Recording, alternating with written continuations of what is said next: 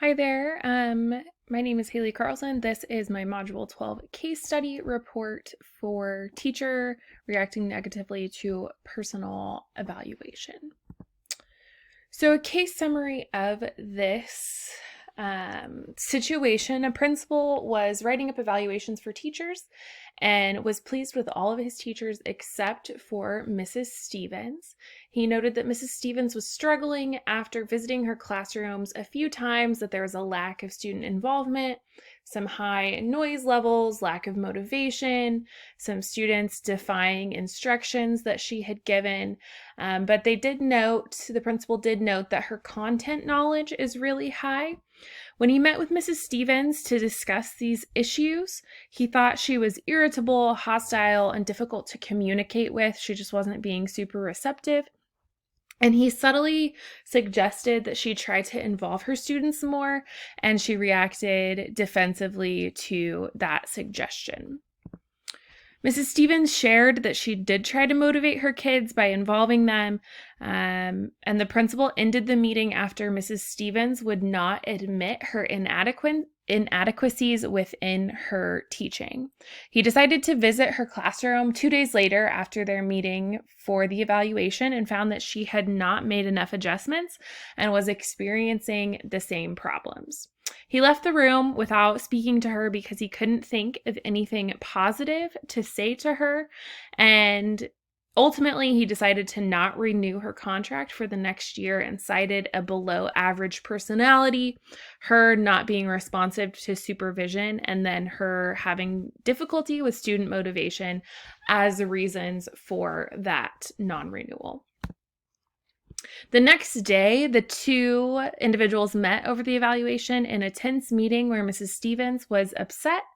Mrs. Stevens looked at her evaluation rating and denounced it as inaccurate and unfair because the principal, he had never taught her classes. He'd never offered her practical solutions for how to do it or how to improve. He never supervised her in any helpful ways.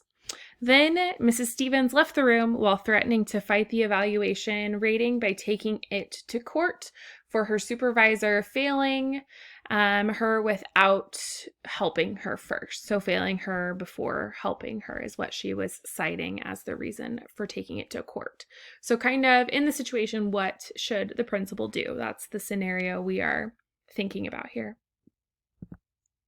Some legal and ethical issues that come into play here. So legally, the teacher threatened to sue the principal or the school for an unfair evaluation, which would obviously cause some issues within the school or within the district. And then the other question that I thought of, is the evaluation form a legal and approved form, or is it approved by the state, by the district? Is that the correct form that was approved to be used to determine if you would like to ask a teacher back or not? Some ethical aspects of this. So actions and responses of the principal could be seen as unethical. The evaluation form is not clear and it doesn't seem very professional. It's super opinion based and just very vague as a whole. The role of the principal is to support teachers, and I think in this case study there is reasonable doubt that he did not do this, that there's a system lacking of supervision and support when it comes to helping teachers improve their practice to help with student success. I think that based on what we saw in the case study, the principal didn't necessarily do this just because he only observed her a few times and would just give up when he got frustrated with her. Synthesizing the information. So a principal used an incomplete observation and evaluation method that lacks detail to aid in supporting struggling teachers. Based on the information provided in this case study, the evaluation which the principal completed is inadequate to truly determine termination. So Mrs. Stevens is clearly upset by the situation and the principal is put off by her attitude towards it. The teacher evaluation form is heavily opinion-based and without detail. It's very vague. And then there's also, just based on what we see in this information given to us, there's a lack of documentation or data of support by the principal. And maybe that just wasn't included in the case study, but there's definitely just not enough documentation with what was presented to us. So the facts, so the people involved, obviously the principal, Mrs. Stevens, the teacher, students, you can even think about other stakeholders like the superintendent, the board, other people who weren't necessarily consulted on the decision. The place within the school, so observation in the classroom, and then the evaluation meeting in the principal's office, and some other program elements, so evaluation form, which, like I said earlier, is an adequate reporting of information, not specific information or feedback within that conversation with Mrs. Stevens, and then lack of support of the school and teacher improvement, which is written within the standard for a leader to design a system to help school and teacher improvement and school and teacher success.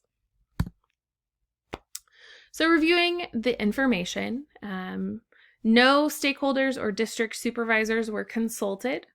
There was a lack of specific and direct documentation. The attempts made to reach the teacher to help her improve were very impersonal. There was no relationship built, which escalated the situation really quickly. And then the evaluation is not designed to promote school improvement and student success. It was designed to terminate her, which isn't composed with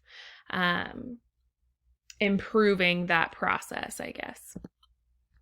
So some options and consequences involved with this. I came up with 3, but I think there are quite a few different things that could happen here. All of the options include meeting with the superintendent, stakeholders, and supervisors, because that did not happen before the evaluation went out.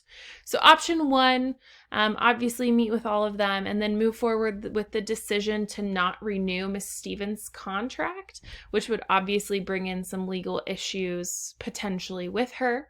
Option 2, meet with those stakeholders and then reverse the decision to not renew Mrs. Stevens' contract and take no steps to improve her practice, just kind of say it was a misunderstanding and let it go. And then option 3, meet with those stakeholders, reverse the decision to not renew her, and then set up an improvement plan with her and other members within the school, other stakeholders, get a direct plan of action going. So evaluating these options, again, advising with all of the stakeholders before making a decision is probably something that should have happened beforehand, but since it didn't, going back and doing that is going to be essential to making sure that the secondary decision that's made is the best one. So option 1, if you stick to the decision, you're sticking to your guns, but you risk losing respect as a leader. Option 2, if you reverse the decision but show no improvement without a direct plan, you also kind of risk losing respect as a leader. And then option 3, reverse the decision to not renew her but risk the improvement plan not working out, risk asking her back for another year, her being tenured, and then having it harder to let her go or make other improvements with her. The best option out of those 3 is most likely to meet with the superintendent, stakeholders, and supervisors, and then reverse the decision to not renew her and set up an improvement plan with her and other members within the school and district. Communication with all stakeholders is essential to save relationships and the reputation of the leader, the teacher, the district, of everyone. That communication needs to happen. It is essential.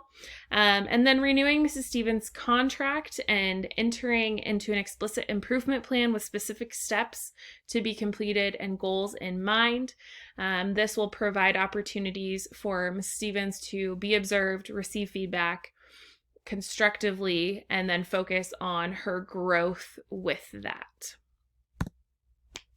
kind of looking back at this case study, so this is a tough situation, and I don't know exactly how I would handle it. I think that there are some things that moving forward, this principal should look at as he is doing evaluations and thinking about whether or not he wants to keep teachers or not. If he has gone through all of the steps, I do not think he went through all of those with Mrs. Stevens. So kind of going down this list, the principal didn't develop a relationship with Mrs. Stevens, like Mrs. Stevens didn't really develop a relationship with her students, which caused immediate conflict within this scenario.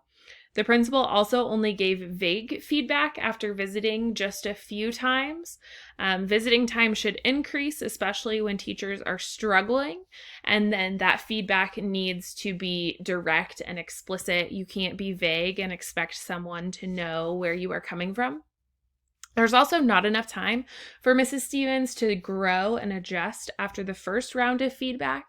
Growth mindset needs to happen, and there needs to be time for that growth. So he had the meeting with her that didn't go well, like on a Thursday, and then the next Monday just decided, oh, nothing has changed, nothing's gotten better. After these 2 days being in school, we got to let her go. And that's not necessarily the best decision, especially for growth mindset. There needs to be that time for growth, that direct feedback for growth, all of that. And then the evaluation form, I think, is one of the biggest issues in this case. It lacked detail. It was vague. It's very opinion-based. It's super direct. Just the fact that personality is on there, that is very vague and opinion-based and not probably something that should be on a teacher evaluation form, or if it is, there should be an explanation within that. So, interesting case. I think that if it would have happened in my district, the teacher would probably just be let go. Similar things have happened like this in Kansas. You don't really have to give a reason. And in my district, if a teacher has been in the school for less than 3 years, they don't have to, the district doesn't have to give a reason for why they're let go. But if like they were here for over 3 years, they could ask for a reason, and the district has to share that reason of why they were let go. So I'm sure every district within the state and within the country is different, but I think there are some preventative steps that principals should be taking to help with evaluation of their teachers, to really trust that they are improving the school, helping students succeed. That is really the true goal and really point of being a principal. So they should definitely step up to the plate on that one. But thank you for watching this. I enjoyed this class. I've learned a lot. It's been really fun.